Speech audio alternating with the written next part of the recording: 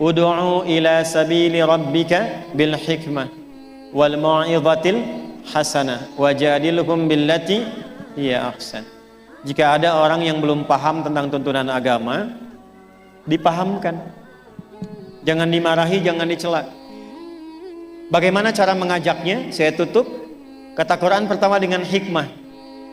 Hikmah itu maknanya 3.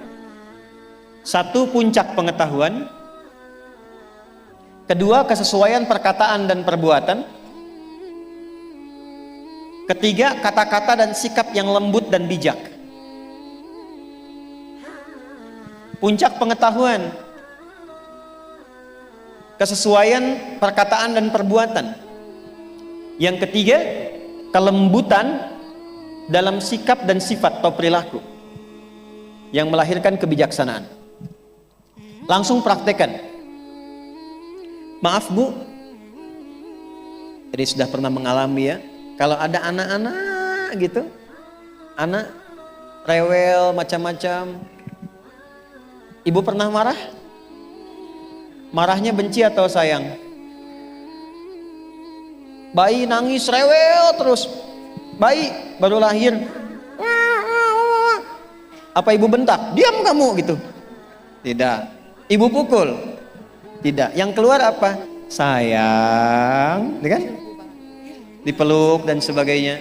Ada kondisi itu yang diisyaratkan dalam Quran, kadang-kadang dibalik supaya kita diberi kesempatan memberikan bakti dan keutamaan kepada orang tua yang telah merawat dari kecil itu. Nanti ada kondisi orang tua yang kembali kepada sifat kanak-kanak itu. Maaf Bu, kalau anak-anak senang dunia tidak? Senang. Mama.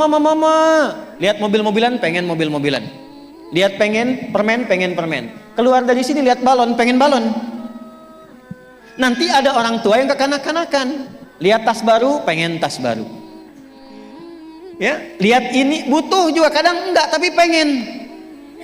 Seperti halnya dulu orang tua kepada anak tidak pernah membentak, memukul dan sebagainya, maka balikan itu dengan hikmah.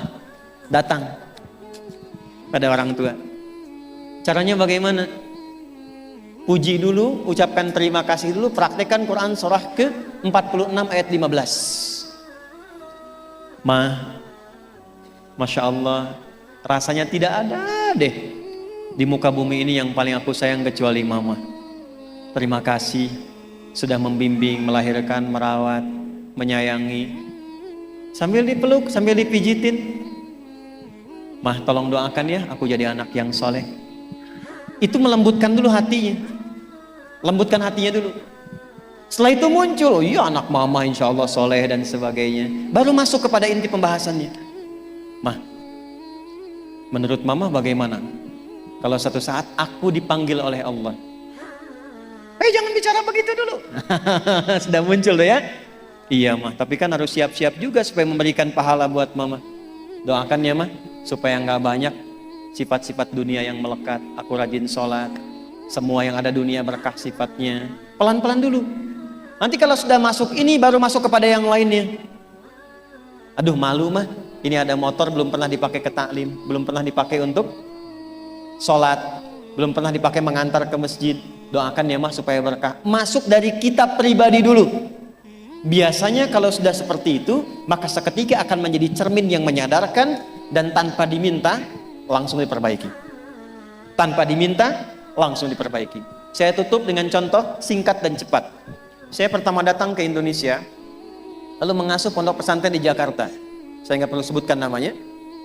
Di tempat itu banyak pejabat Bu. Qadarullah ada masjidnya. Pejabat ini rata-rata baru selesai masa pekerjaannya, pensiun lah istilahnya. Tapi rata-rata terkena post power syndrome. Jadi kalau di kantornya pejabat, di masjid pengen menjabat juga, pengen jadi imam. Lalu berselisihlah rata-rata mereka itu, pokoknya pengen jadi imam, sementara bacaan belum memenuhi. Saya bilang begini, saya tes dulu Pak, untuk jadi imam itu bacaannya mesti benar. Jawabannya hebat. Justru Ustadz ketika jadi imam itu supaya dibenarkan oleh makmum katanya. Bagus Pak, saya kasih Bapak cara supaya Bapak nanti jadi imam lebih hebat lagi. Bapak boleh jadi imam, gak ada masalah. khusus duhur dengan asar dulu. Nanti subuh, maghrib, isya biarkan santai dulu Pak. Dalam masa menunggu itu Bapak setoran ayat yang mau dibaca maghrib. Biasa Bapak pengen imam sholat maghrib, silahkan Bapak duhur imam, asar imam. Nanti mau ke maghrib, apa yang mau Bapak baca untuk sholat maghrib Bapak setorkan dulu ke santri. Sementara nunggu setoran biarkan santri jadi imam.